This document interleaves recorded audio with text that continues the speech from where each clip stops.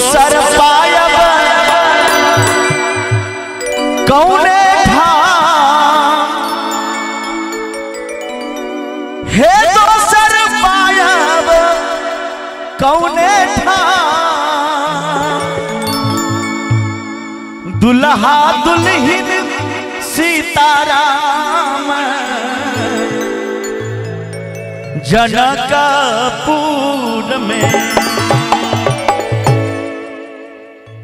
तनी ताली बजा के सब आदमी हे दुल्हा दुल्हिन सीताराम जनकपुर में, दुल्हा दुल्हिन सीताराम जनकपुर में।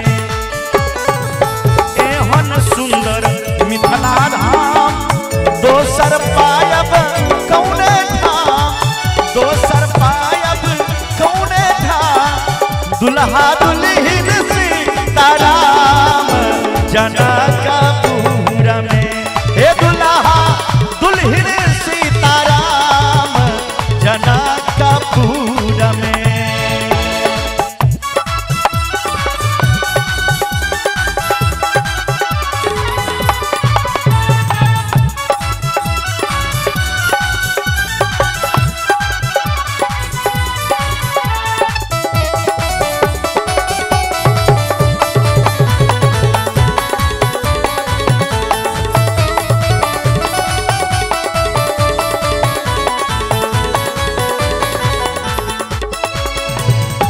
हे हम नहीं करबई के करो यास,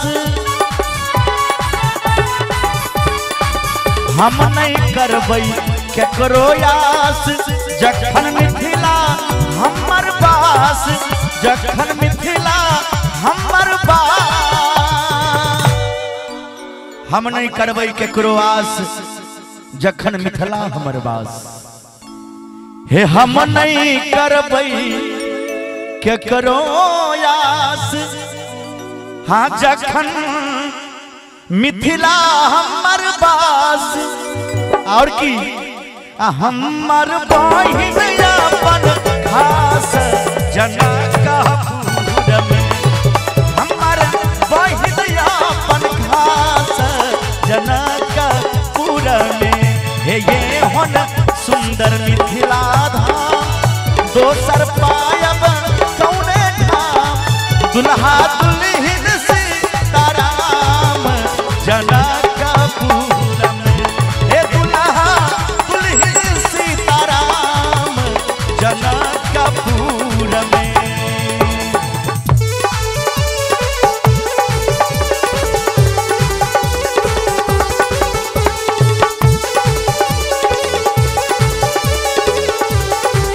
बाबा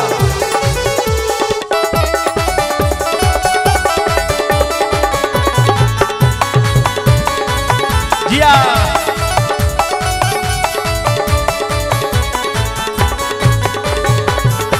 हे बहिन सिया सुकुमार,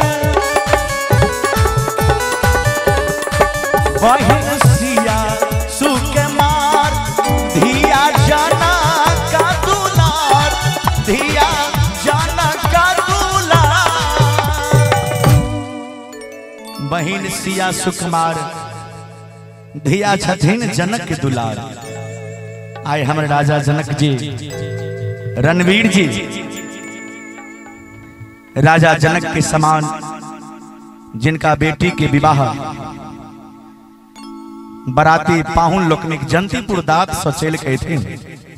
यही रधियाम गांव में भाव छे कवि के, हे सिया जन बहिन सिया सुकुमार, धिया जनक दुलार, राम जी कैलन ससुरारी जनकपुर में, राम जी कैलन ससुरारी जनकपुर में।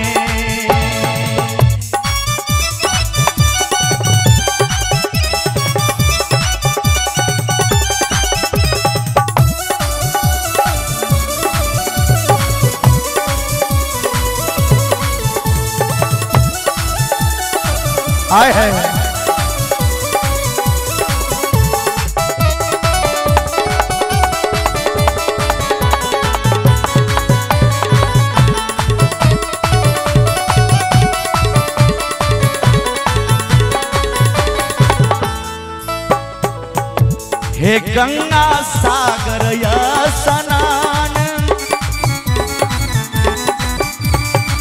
गंगा सागर या स्नान, दर्शन करवई भगवान, दर्शन करवई भगवान, सुनवई मिथिला पुराण जनकपुर में, सुनवई मिथिला पुराण जनकपुर में।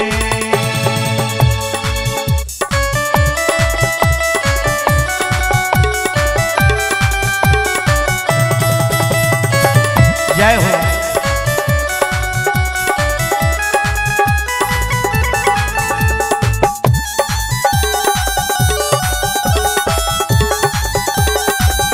हरि बोल।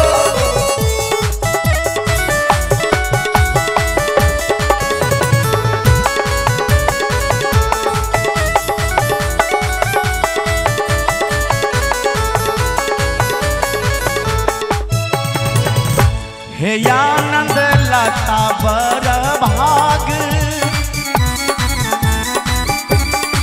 आनंद लता बर भाग, पढ़े गावल अनुराग, पढ़े गावल अनुराग। हे आनंद लता बर भाग, पढ़े गावल अनुराग, हे पढ़े गावल अनुराग। श्री किशोरी जी के पास जनकपुर में, श्री किशोरी जी के पास जनकपुर में। एहन सुंदर मिथिला धाम, एहन सुंदर मिथिला धाम, दोसर पायब कौने ठाम, दोसर पायब कौने ठाम।